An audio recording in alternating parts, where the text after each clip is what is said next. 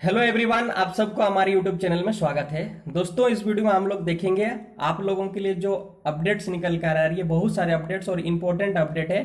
तो आप लोगों का ये अपडेट जानना आवश्यक है, क्योंकि आप लोगों का रिजल्ट से लेकर है, प्रैक्टिकल से लेकर है, आप ग्रेजुएशन एडमिशन से लेकर है, और क्या क्या टॉपर्स से लेकर है, इस बार घोषित किया जाएगा कि नहीं जाएगा, कि आप लोगों को प्रमोट किया जाएगा, कि आपको सर्टिफिकेट का वैल्यू रहेगा या नहीं रहेगा, सारा इस पर हम लोग बात करेंगे। और सभी आज का अपडेट है, निकल कर न्यूज़पेपर के माध्यम से आया है, तो मैं आप लोगों के सामने रखना कोशिश करता हूं।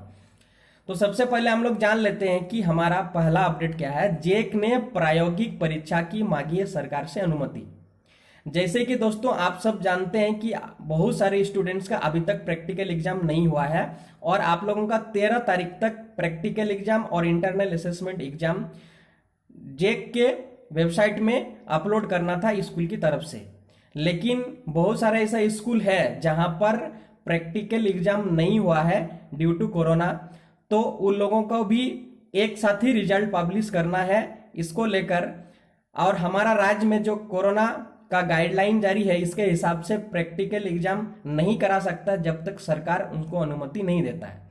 तो जेक बोर्ड अपने आप खुद डेट तय नहीं कर सकता जब तक सरकार जेक बोर्ड को आदेश नहीं देते हैं।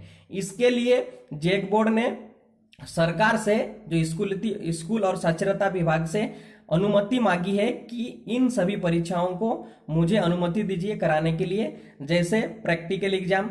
दूसरा, आप लोगों का आकांक्षा प्रवेश परीक्षा, जो बच्चे 10th के बाद और आप लोगों को मौका मिलता है जो जेई और नीट को प्रिपरेशन के लिए जो सरकार कराता है, उसका एग्जाम कराएगा।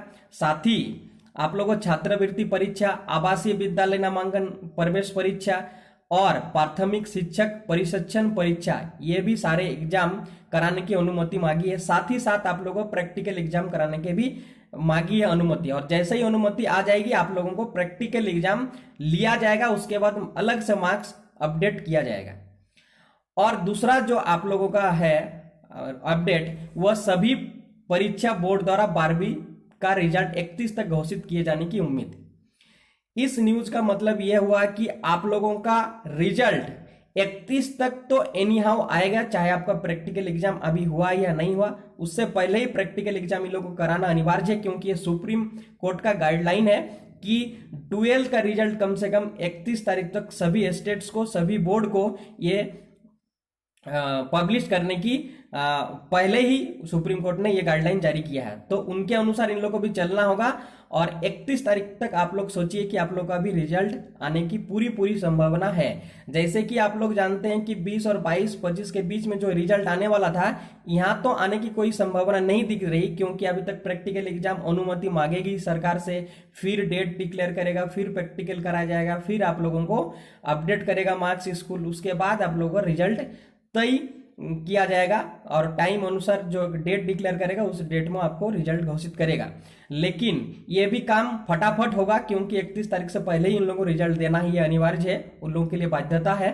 तो प्रैक्टिकल एग्जाम जल्द ही करा जाएगा, तुरंत मार्क्स अपडेट करके, और सारा चीज रेडी है। जैसे ही मार्क्स उनको मिल जाता है बोर्ड को, अपडेट करके रिजल्ट पब्लिश कर देगा।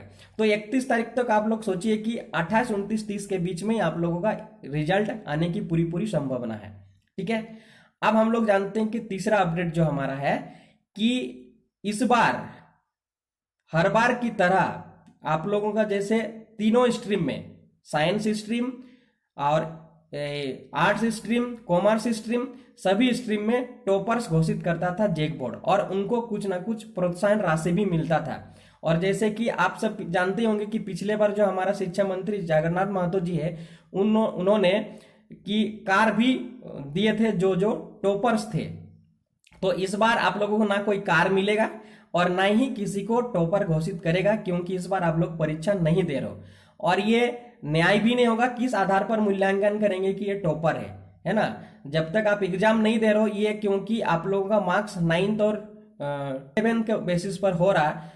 तो यहाँ पर कोई मायने नहीं रखता है कि आप टॉपर्स हो या नहीं हो। आप लोगों को सिर्फ ये मेंशन कर दिया जाएगा कि आप 1st डिवीजन हो, आप 2nd डिवीजन हो, आप 3rd डिवीजन हो, वो आप लोगों को जैसा मार्क्स है उस आधार पर आप लोगों का मिलेगा। ठीक है, तो टॉपर्स इस बार भी घोषित नहीं करेगा, ये आप लोग जहन में रख लीजिए। और जो लास्ट हमारा अपडेट है, वो विश्वविद्यालय में 1 अक्टूबर से नया सत्र, 30 सितंबर तक दाखिला।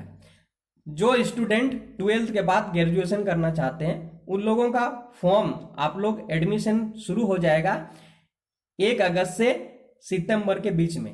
सभी विश्वविद्यालयों की 1 अगस्त तक ये लोग फॉर्म आप लोगों को एडमिशन लिया जाएगा और अक्टूबर से क्लास शुरू हो जाएगा। तो जो विद्यार्थी 12th के बाद जैसे ही रिजल्ट आएगा आप लोग अपने अपने जहां जो एडमिशन लेना चाहते हैं वो अपने जाइए और वहां पर फॉर्म भरिए और अपने अनुसार जो आप लोग ग्रेजुएशन करना चाहते हैं जिस स्ट्रीम से करना चाहते हैं वहां पर दाखिला आप ले सकते हैं। तो आज इतना ही अपडेट्स था और जैसे ही रिजल्ट्स को लेकर कोई डेट आती है या फिर कोई भी इंफॉर्मेशन निकल कर आती है तो सबसे पहले मैं इस चैनल के माध्यम से आप लोगों के सामने रखने की कोशिश करूंगा। तो वीडियो कैसा लगा, अच्छा लगा तो लाइक करना, शेयर करना और चैनल में नए हैं तो सब्सक्राइब करना। धन्यवाद।